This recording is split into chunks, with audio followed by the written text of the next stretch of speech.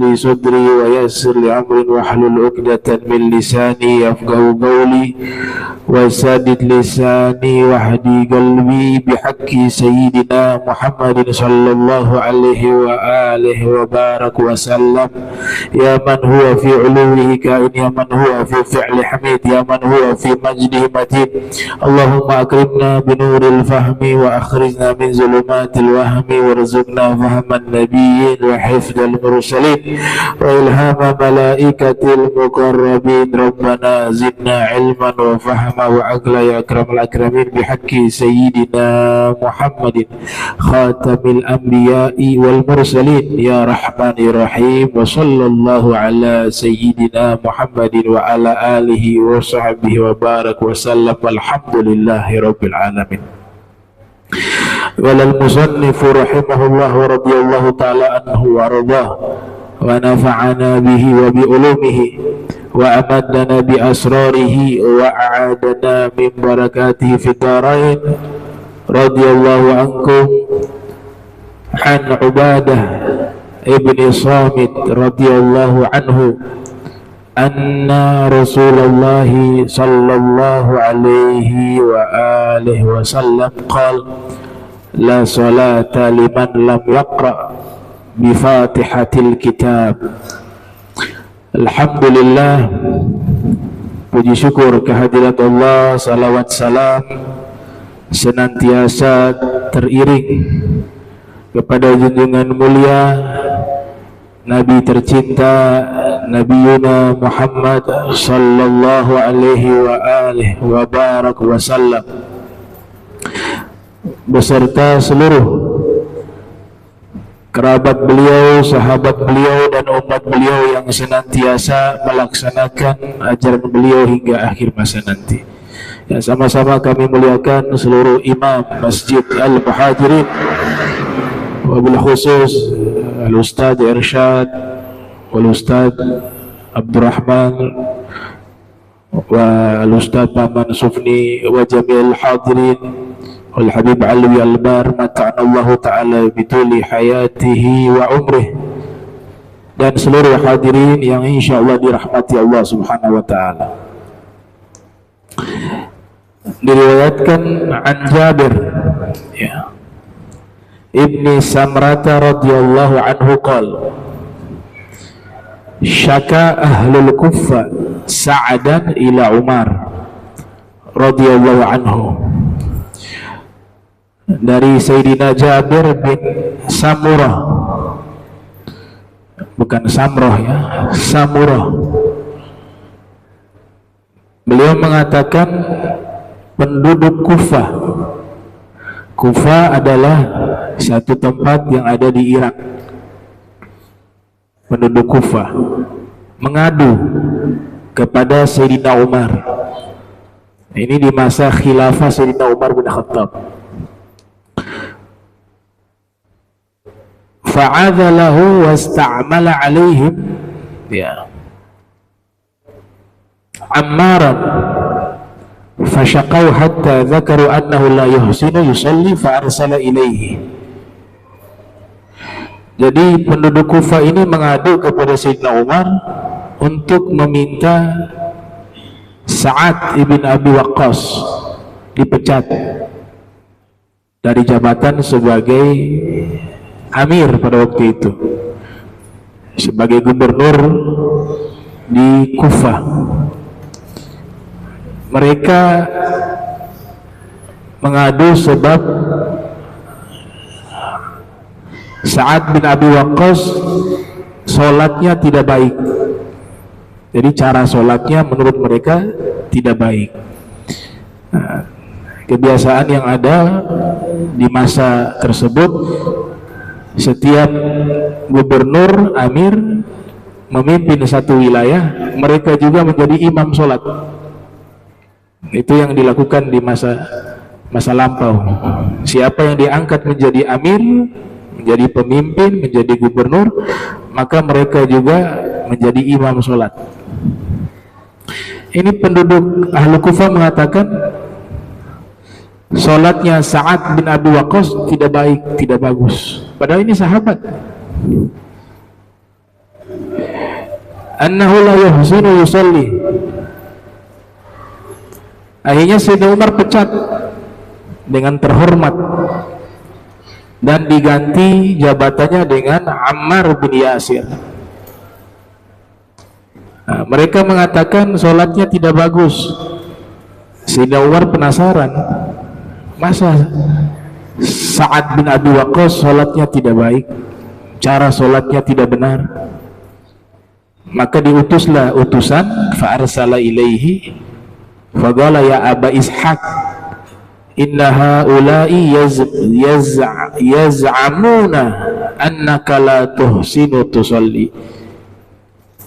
Sayyidina Umar bertanya, wahai Aba Ishaq, yaitu Sa'ad bin Abi Waqqas, orang-orang ini yaitu penduduk Kufah, mereka menganggap engkau itu sholatnya, cara sholatnya tidak benar, tidak baik.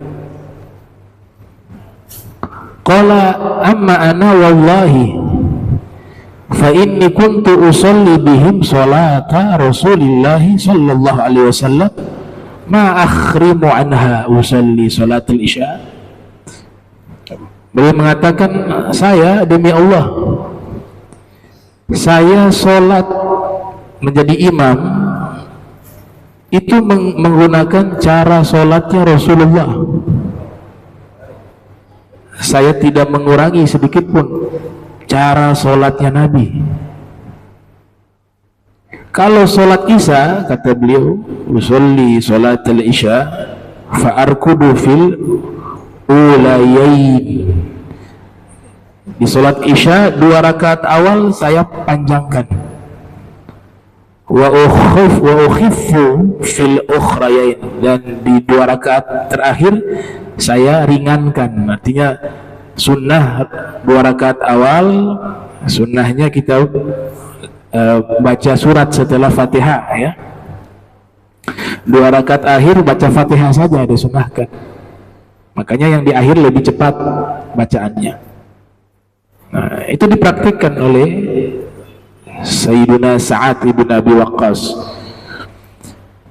Wala, kata Sayyidina Umar, dzaka zannu bik ya Aba Ishaq, itu sesuai dugaanku kepadamu ya Aba Ishaq. Mana mungkin kamu sholatnya berantakan, kamu belajar langsung cara sholat kepada Nabi, sholat bersama Nabi. Kok bisa orang ahlu Kufah mengatakan sholat tidak baik, tidak benar cara sholatnya? Itu sudah sesuai dugaanku kepadamu, kata Sayyidina Umar. Dzaka dhannu bik ya Aba Ishaq. Fa'arsala ma'ahu rajulan aw rijalan ilal Kufah. Maka Sayyidina Umar mengutus beberapa orang menemani Sa'ad ibn Abi Waqqas kembali ke Kufah. Datangi setiap masjid, tanya orang-orang yang ada di masjid itu, betul gak sholatnya Sayyidina Sa'ad ibn Abi Waqqas ini berantakan, sholatnya tidak benar, itu cara sholatnya. Maka didatangi setiap masjid yang ada di Kufah. Fasa'ala anhu ahlal Kufah wa lam yada' masjidan illa sa'ala anhu wa yuthnuna alaihi ma'rufa hatta dakhala masjidah li Bani Abs. Ternyata ketika ditanya kepada jamaah di setiap masjid yang ada di Kufah, mereka memuji Sa'ad bin Abi Waqqas hingga beliau masuk ke satu masjid milik Bani Abs, ya, Bani Abs. Faqama rajulun minhum yuqalu lahu Usama. Lalu berdiri seorang laki-laki bernama Usama ibnu Qatadah, yukna Aba Sa'adah, dengan kunyah Aba Sa'adah. Qala amma idza nashattani fa inna Sa'ada kana la yasiru bisariyah wa la yaksibu bisawiyah wa la ya'dilu fil gadiyah. Kata Usama tadi bin Qatadah, kalau kamu bertanya kepada kami tentang Sa'ad, dia tidak pernah keluar berperang, juga tidak pernah membagi harta rampasan perang dengan adil, dan juga dia tidak adil dalam menetapkan hukum. Qala Sa'ad, amma wallahi la ad'uwanna bi thalathin. Sa'ad merespon, saya akan doa 3 doa kepadamu. Allahumma in kana abduka hadza kadhiba, jika hambamu ini berdusta. Yang pertama kata beliau, saya akan berdoa, ya, beliau mengatakan jika orang ini berdusta, qama riya'an wa sum'ah, dia berdiri karena riya, karena sum'ah, maka saya akan meminta kepada Allah, fa'atil umrahu, panjangkan umurnya, wa atil fagrahu, panjangkan kefakirannya, wa arridhu bil fitan, dan berikan dia fitnah-fitnah. Seandainya yang diucapkan itu betul. Ini yang doa sahabat yang pernah minta tips kepada Nabi agar doa itu mustajab. Ini pernah ketemu Nabi, ya Rasulullah, tolong doakan kepada Allah agar doa saya mustajab. Kata Nabi, atib mat'amak takun mustajabah da'wah, perbaiki makanan yang masuk ke perutmu, niscaya doamu akan mustajab. Diamalkan oleh beliau Sayyidina Sa'ad bin Abi Waqqas, sehingga terkenal sebagai salah satu orang yang doanya mustajab. Jadi orang ini mengatakan, oh Sa'ad itu tidak baik, maksudnya begitu, orangnya tidak baik. Kata Sa'ad, kalau benar yang kamu katakan saya tidak baik, saya akan berdoa dengan 3 tadi. Kalau memang kau berdusta, kamu akan umur panjang, tapi umur panjang dalam kefakiran, dan umurmu panjang dalam segala fitnah. Itu kata Sa'ad dalam doanya. Wa kana ba'du idza su'il yaqul syekhun kabir maftunun asobatni da'watu Sa'ad.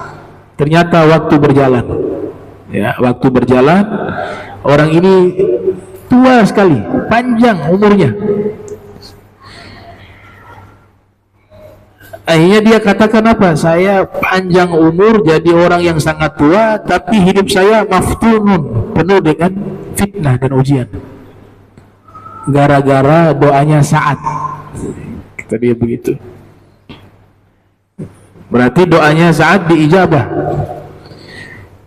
Saking tuanya orang ini, berkata periwayat hadis yang meriwayatkan dari Sayyidina Jabir, fa ana ra'aituhu ba'du qad saqata hajibah ala ainaihi minal kibar. Saya saksi mata, saya melihat orang itu saking tua, alis di matanya itu sampai menutup matanya. Dia punya alis panjang sampai menutup mata, artinya saking tuanya orang itu. Dan orang ini diberikan fitnah apa? Wa innahu la yata'arradu lil jawari fi tariq yakmizuhunna, senang ganggu budak-budak perempuan yang lewat di jalan. Ada perempuan-perempuan yang lewat di jalan, dia selalu ganggu itu perempuan-perempuan dan menggoda mereka. Nah, ini kenapa? Ini namanya kualat. Sama orang soleh berdoa, orang soleh di sini sahabat, ya, Sa'ad bin Abi Waqqas difitnah bahwa dia orang yang tidak baik. Kemudian Sa'ad berdoa, Allah ijabah. Orang itu usianya panjang tapi perilakunya tidak baik. Nah, makanya doa kaum solihin itu sangat berbahaya dalam satu sisi, ya. Sebagaimana Sayyidina Ali dulu pernah di dalam manaqib Al-Imam Hasan wal Husain, ada kitab judulnya Manaqib Al-Imam Hasan wal Husain. Saksi mata juga Sayyidina Sa'ad bin Abi Waqqas. Kalau Sayyidina Sa'ad saja doanya mustajab, bagaimana Imam Ali? Jadi Sayyidina Sa'ad pernah di satu khimah, di satu kemah. Di dalam ada orang yang tidak suka kepada Imam Ali. Jadi orang ini mengata-ngatain Sayyidina Ali, mencela Sayyidina Ali. Waktu itu Sayyidina Ali tidak ada di tempat tersebut, tapi ada Sa'ad bin Abi Waqqas. Kata Sayyidina Sa'ad bin Abi Waqqas, jangan kau hina-hina Sayyidina Ali, jangan. Bahaya. Bisa bahaya kamu. Dia siapa si Ali? Kenapa harus takut? Waktu dia ngomong seperti itu, tiba-tiba ada kuda lepas. Jadi ada kuda diikat, talinya lepas tuh kuda. Kuda itu lari, ini kemah banyak, tapi kuda ini hanya target kemahnya orang itu. Di situ ada Sayyidina Sa'ad bin Abi Waqqas. Masuk itu kuda, diinjak orang itu sampai mati. Kontan saat itu juga. Itu riwayat dari Sayyidina Sa'ad bin Abi Waqqas. Maksudnya kalau doanya Sayyidina Sa'ad masih lumayan lah, nanti sudah tua kena ujian kan. Tapi Imam Ali kontan saat itu, dia menghina Sayyidina Ali. Saat itu juga orang itu diinjak oleh seekor kuda sampai mati. Dan yang meriwayatkan peristiwa tersebut adalah Sayyidina Sa'ad ibn Abi Waqqas. Nah, dari hadis ini juga kita bisa pahami bahwa bukan kita merendahkan satu kelompok atau satu wilayah tertentu ya. Kufah ya, memang tidak semuanya jahat ya. Ya sama di kota-kota lainnya. Tapi sejarah mencatat wilayah Kufah itu di masa lampau wilayah yang kurang baik. Kiai Haji Maimun Zubair mengatakan kebanyakan tanah-tanah yang ada di Irak, terutama di Kufah, itu banyak tanah wakaf di masa khilafah Umar bin Khattab. Kenapa saya katakan wilayah Kufah ini penduduknya di masa lampau itu dikatakan kurang baik? Karena salah satu penyebabnya adalah terbunuhnya Imam Husain di Karbala. Mereka yang undang Imam Husain datang ke Kufah, nanti dibaiat, nanti dibela, nanti ditolong. Ibnu Abbas mengatakan kepada Imam Husain, jangan pergi ke Kufah, karena orang-orang Kufah sudah pernah mengkhianati ayahmu Imam Ali dan juga kakakmu Imam Hasan. Lebih baik engkau pergi ke Mesir, di sana pencinta Ahlul Bait. Sampai sekarang Mesir terkenal sebagai muhib Ahlul Bait, pencinta Ahlul Bait Nabi. Tapi Imam Husain karena memang menghormati permintaan orang-orang Kufah untuk datang ke Kufah lewat surat yang mereka kirimkan, ternyata sampai di sana mereka gak ada, lepas tangan. Bahkan banyak di antara mereka justru mengkhianati Imam Husain. Dan puncaknya beliau wafat syahid di Karbala. Itu sebab apa? Ahlu Kufah. Walaupun tidak semua ya, tapi sejarah nggak bisa kita kesampingkan itu. Imam Husain terbunuh di wilayah Karbala tahun berapa? 61 Hijriah, 10 Muharram. Nah, rentetan kisah ini nanti, ini sebenarnya tidak mau diceritakan ya. Saya belum pernah menceritakan peristiwa ini karena memalukan dan merusak citra Islam. Tapi karena ini harus, karena di sini bahas Ahlu Kufah dan ada peristiwa Karbala, maka saya harus ceritakan. Jadi setelah Imam Husain syahid dengan ponakan beliau ya, mereka banyak terbunuh di Karbala, 70 lebih yang hadir waktu itu. Nah, orang-orang di Madinah itu sudah tidak respect lagi dengan pemerintahan yang ada waktu itu,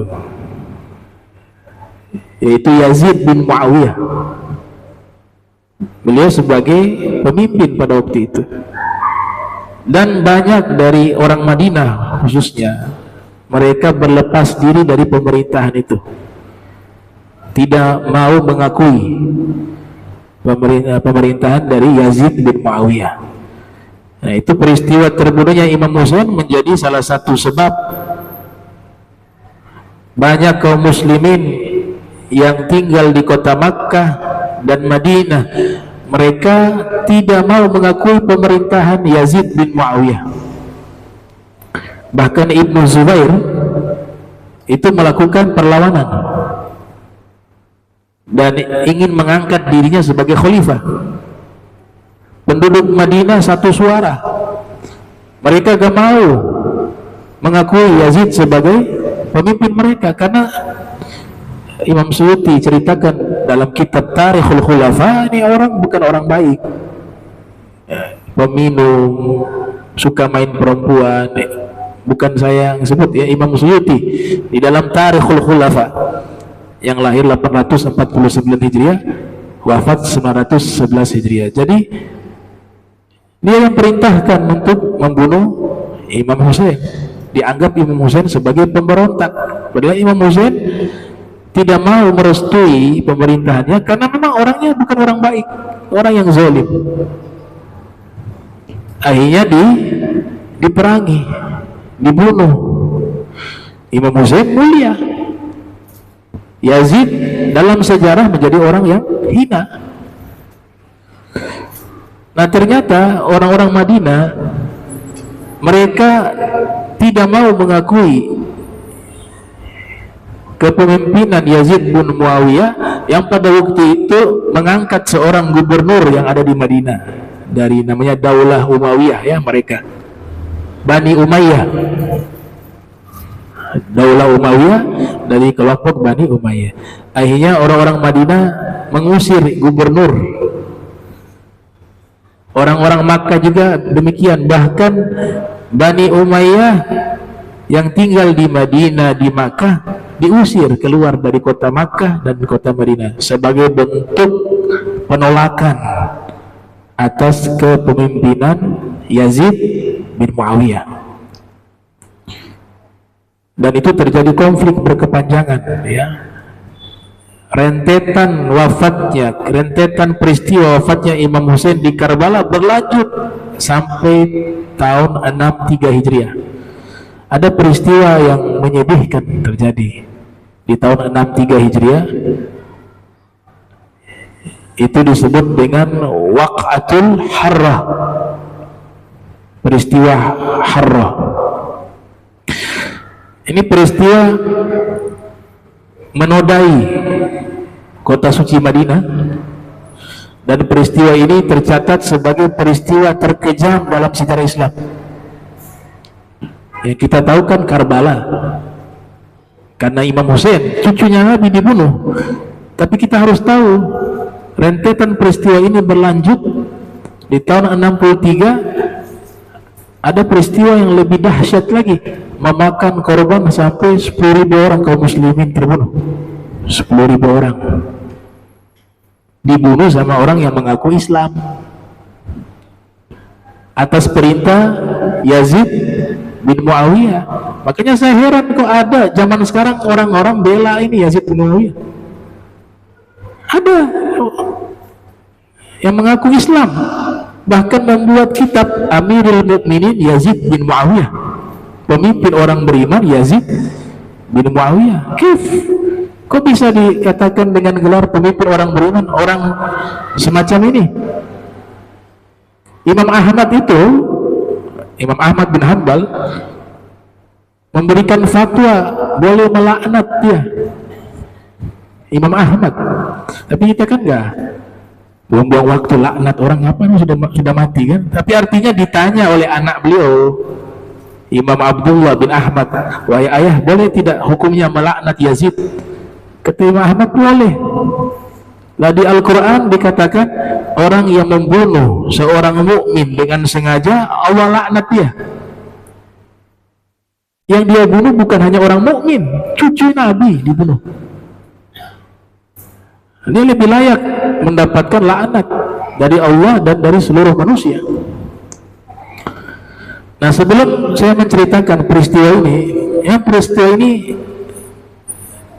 ditutupi oleh sebagian ulama, sehingga tidak banyak orang Islam mengetahui peristiwa ini, karena dia ada di kitab-kitab yang mutawalat, kitab-kitab yang berjilid-jilid. Ini sebelum bahas peristiwa tersebut, saya ingin klarifikasi.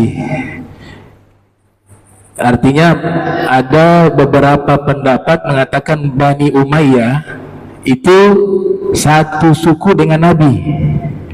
Sering dengar ya, suku Quraisy. Saya tidak pungkiri pendapat itu ada. Tapi ternyata kita riset lagi, ada yang berbeda dengan pendapat beberapa ulama lainnya yang mengatakan Bani Umayyah itu asalnya bukan dari suku Quraisy, tapi dari Yahudi. Sekarang kita bisa lihat bagaimana kejamnya orang-orang Yahudi. Mereka tidak mengenal anak perempuan, anak kecil, orang tua, semua dibantai habis.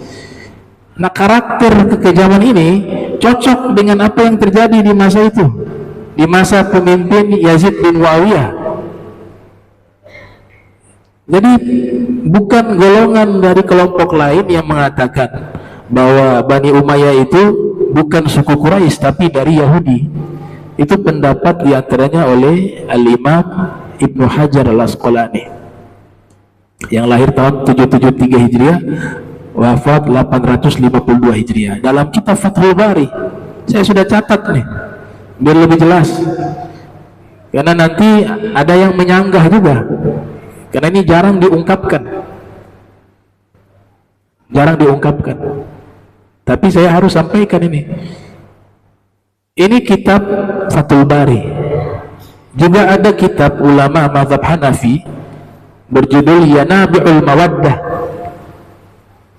karangan Syekh Sulaiman bin Ibrahim Al-Hanafi, mazhab Hanafi, ahli sunnah wal jamaah. Apa kata beliau-beliau ulama-ulama besar ini? Bani Umayyah keturunan budak Yahudi, bukan keturunan Quraisy. Jadi gak ada hubungan dengan nasabnya Nabi. Umayyah itu nama orang, leluhurnya mereka. Makanya dibilang Bani Umayyah, anak turunannya Umayyah.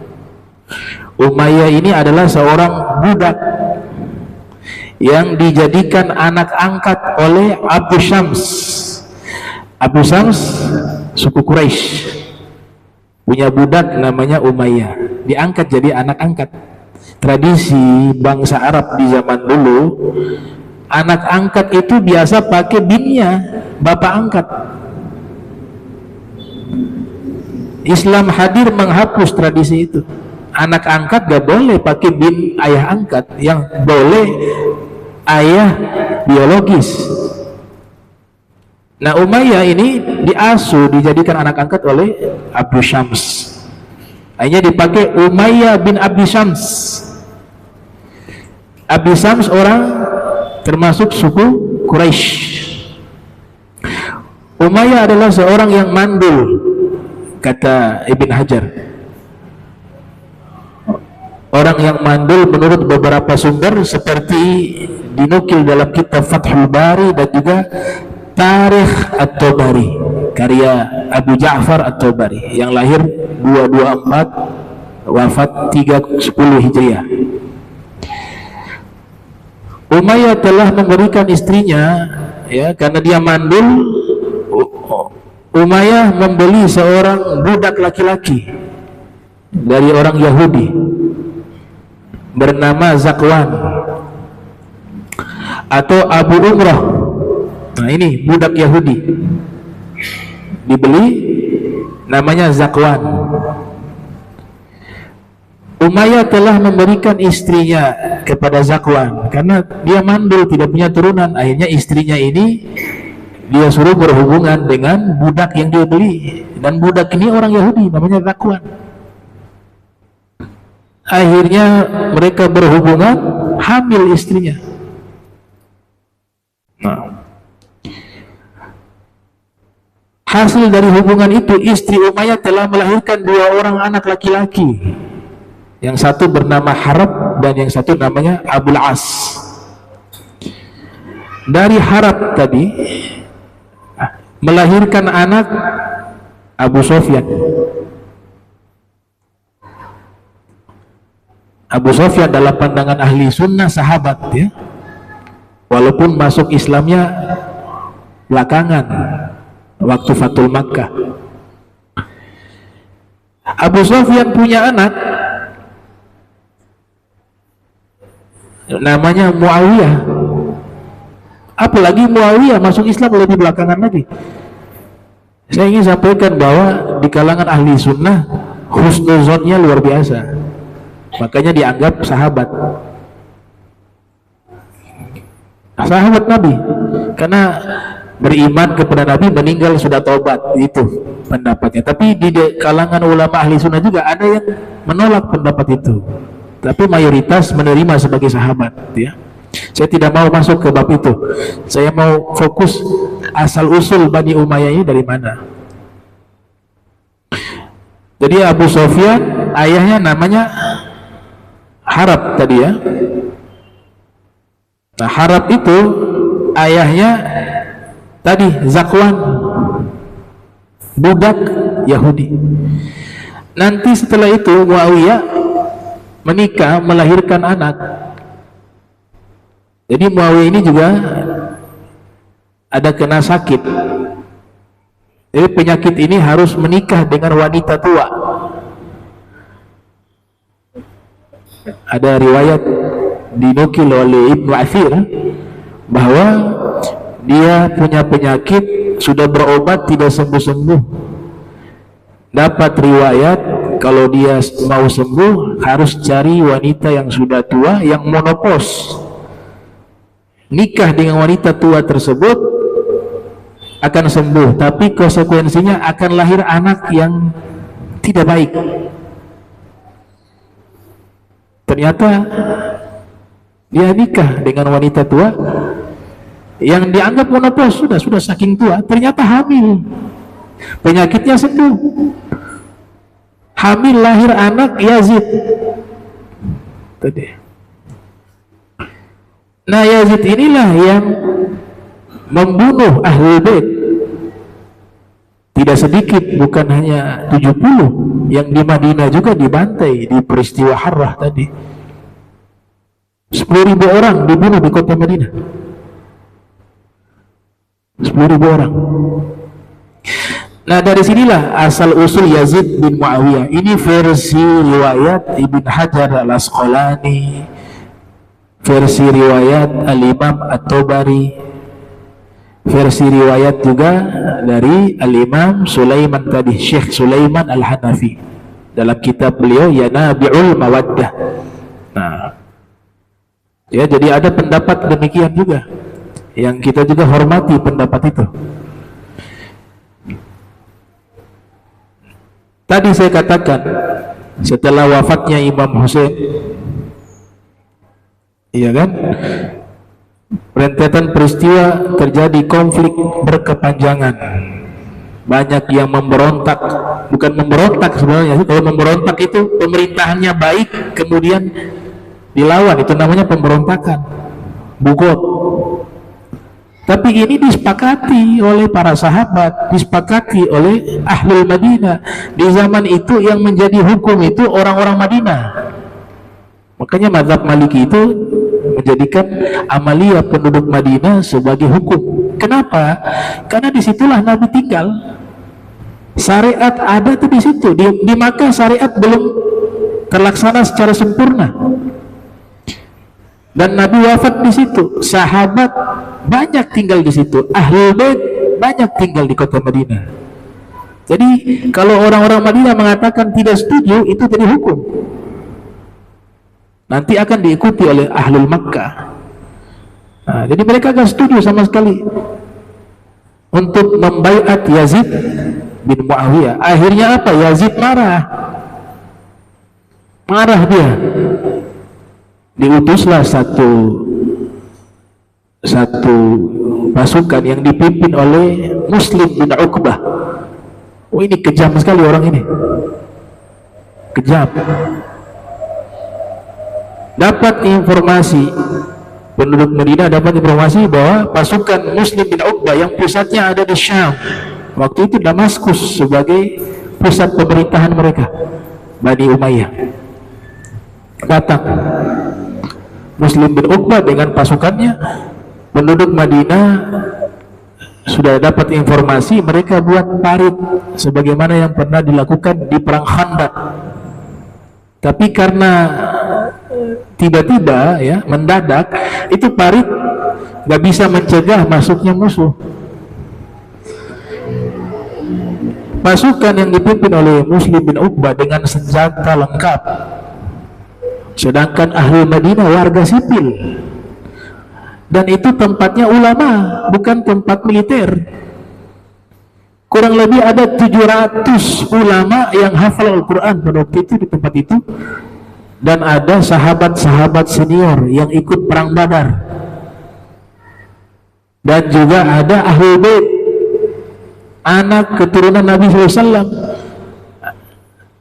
Anaknya Imam Ja'far At-Tayyar, anaknya Sayyidina Abbas, anak turunannya, mereka mukim di Madinah. Pasukan ini datang, mereka mampir di satu tempat namanya Harrah. Makanya namanya peristiwa ini, namanya peristiwa Harrah atau Al-Harrah. Al-Harrah itu artinya dari kata panas, Al-Har. Karena tempat itu dia berada di bawah bukit ya, di kaki bukit. Dinamakan tempat itu dengan Harrah karena di masa hijrahnya Nabi, ketika beliau mau tiba ke kota Madinah, kan disambut oleh orang-orang Madinah. Nah, mereka menanti kedatangan Nabi. Waktu itu siang hari, cuaca panas. Karena saking panasnya itu cuaca, mereka berteduh di bawah kaki bukit tadi. Karena berteduh dari panas, tempat itu dinamakan Harrah, tempat berteduh untuk menyambut kedatangan Nabi Muhammad Shallallahu Alaihi Wasallam. Nah, pasukan yang diutus oleh Yazid bin Muawiyah bernama Muslim bin Uqbah mampir di Harrah tadi dengan pasukannya. Kemudian dia berikan ultimatum kepada penduduk Madinah. Saya kasih waktu 3 hari. Ya, dia katakan, wafir riwayah, dia tidak sebutkan waktunya kapan, tapi dia katakan, saya berikan ultimatum, kalian semua harus berbaiat kepada Yazid, harus mengakui Yazid sebagai khalifah. Kalau tidak dilaksanakan, terpaksa kami harus mengeksekusi semua penduduk yang ada di kota Madinah, mau dia perempuan kayak anak kecil kayak laki-laki. Ini orang yang mengaku muslim nih, namanya saja Muslim, Muslim bin Uqbah. Ternyata penduduk Madinah mereka tidak mau tunduk dengan apa yang diminta oleh Muslim bin Uqbah untuk membaiat Yazid bin Muawiyah. Akhirnya masuklah ini pasukan. Terjadi peperangan kecil yang tidak berimbang, terbunuh banyak kaum muslimin. Ini di tanah suci nih, di kotanya Nabi, dibunuh 10.000 orang. Kemudian 80 sahabat Nabi pun dibunuh. Sahabat Nabi 80 orang dibunuh. Sampai-sampai sahabat-sahabat senior yang dulu pernah ikut perang Badar bersama Nabi tahun 2 Hijriah itu, mereka bunuh semua, habis tanpa tersisa sahabat. Dan 700 ulama itu tercatat di dalam kitab. Bahkan Ibnu Taimiyah memasukkan dalam kitabnya Majmu' Fatawa, kisah ini ada Al-Hafiz Ibnu Katsir yang lahir 701 Hijriah, wafat 774 Hijriah, di dalam kitab Al-Bidayah wa Nihayah juga menulis kisah ini. Dan ini kisah yang nyata, fakta. Berapa ulama penghafal Al-Quran dan ulama yang dibunuh? 700 orang penghafal Al-Quran, generasi tabi'in, belajar kepada ahli bait, belajar kepada sahabat. Begitu juga ahli bait menjadi sasaran, dibantai, entah berapa banyak jumlahnya. Nah, ini di sini ada data. Ini catatan dalam kitab Tarikh li Khalifah Ibn Khayyat, nama ulamanya. Kitab karangan Khalifah Ibn Khayyat. Nah, beliau tulis daftar nama korban. Satu-satu ditulis. Jadi kitab yang beliau tulis itu khusus menulis daftar korban di peristiwa Al-Harrah tadi. Banyak sekali. Mungkin tidak bisa ditulis semua lagi, karena 10.000 itu juga sangat banyak. Setelah dibunuh ini orang-orang, rumah mereka dijarah, diambil barang-barangnya, ya, dianggap sebagai harta rampasan perang. Padahal ghanimah itu kalau berlawanan dengan kafir harbi. Hatta pemberontak, mereka masih muslim, hartanya haram diambil karena dia masih muslim. Walaupun pemberontak, diperangi boleh, tapi hartanya nggak boleh diambil. Ghanimah itu berlaku kalau musuhnya kafir harbi, orang kafir yang memerangi umat Islam. Diambil harta mereka semua. Setelah itu dikumpulkan masyarakat di satu lapangan, kemudian dipaksa untuk membaiat Yazid. Kalau tidak mau, ya, disembelih kayak hewan.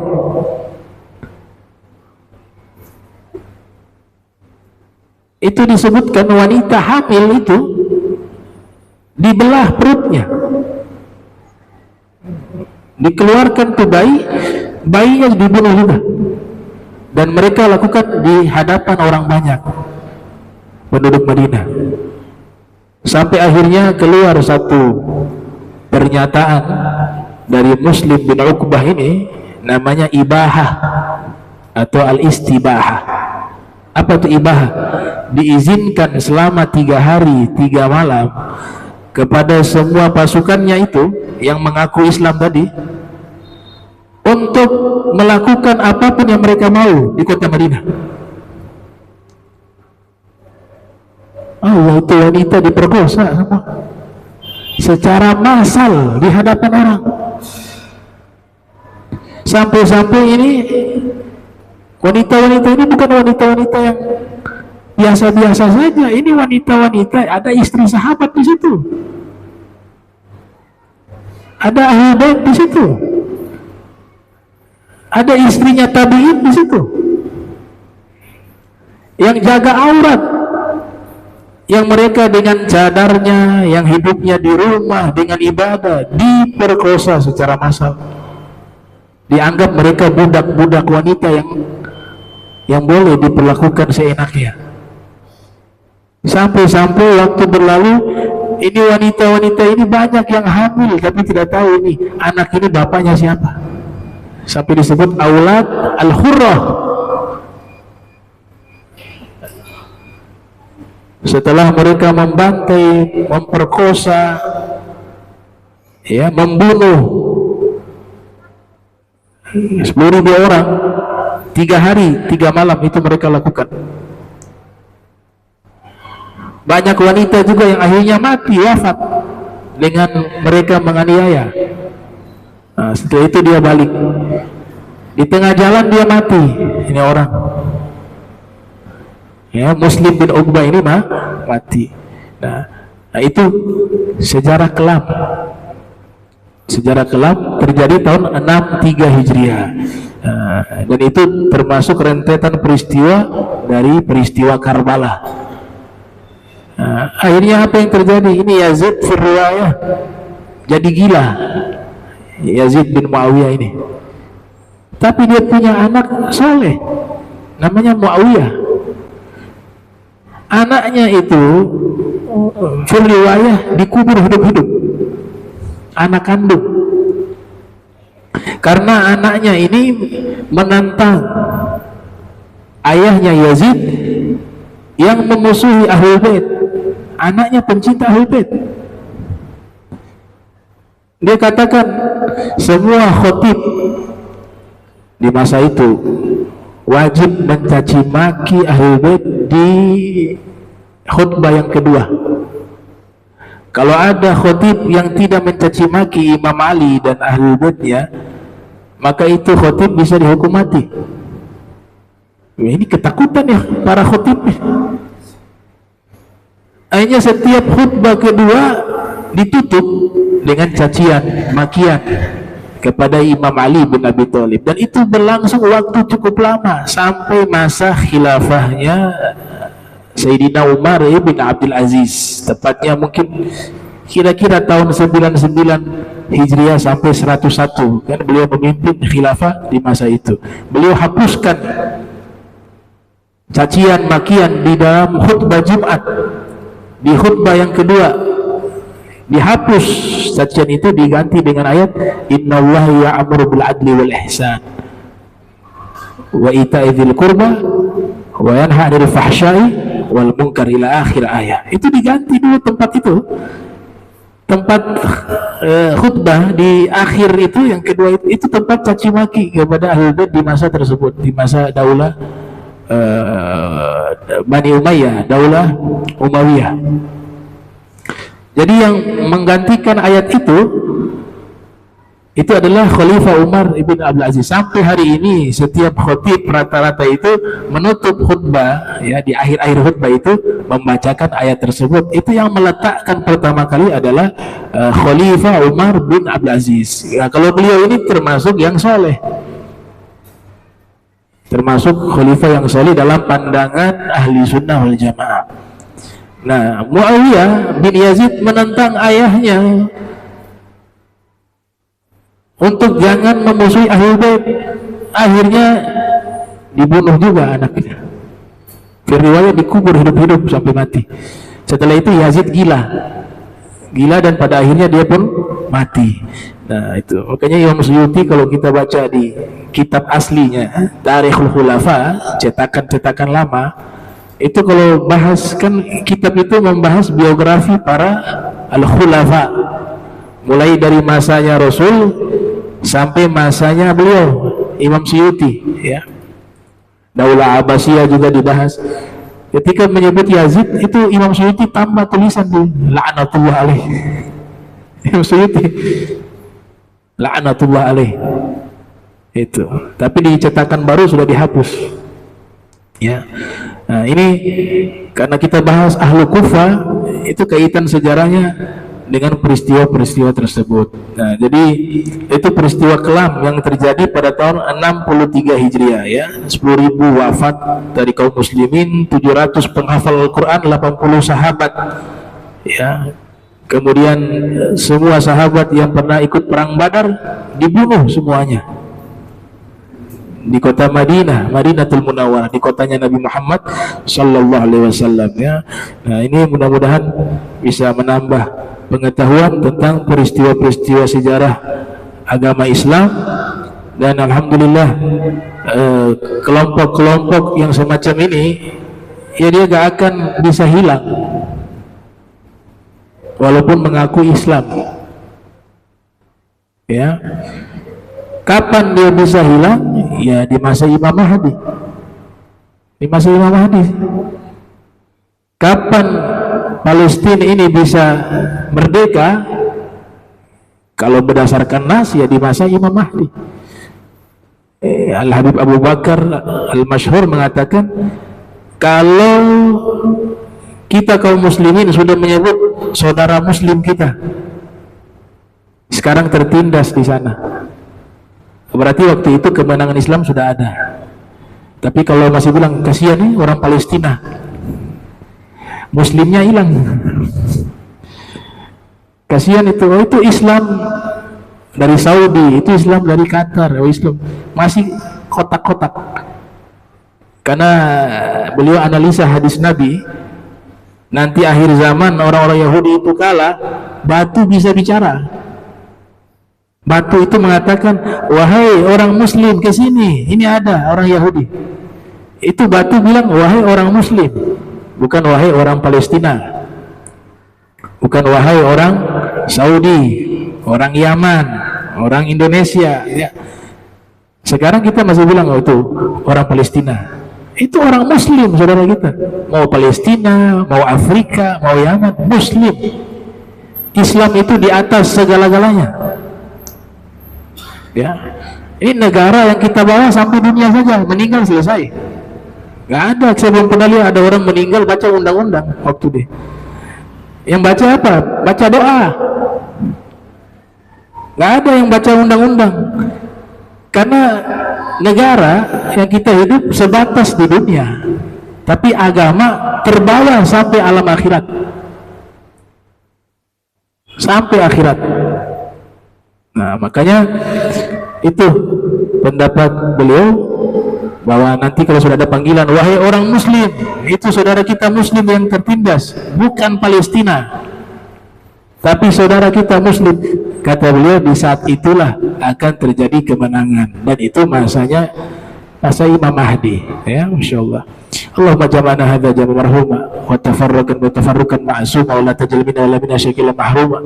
Subhanaka bihamdika astaghfiruka wa atubu ilaihi wa sallallahu sayyidina Muhammadin wa ala alihi wa sahbihi wa barik wa sallam wa la minkum wassalamu alaikum warahmatullahi wabarakatuh.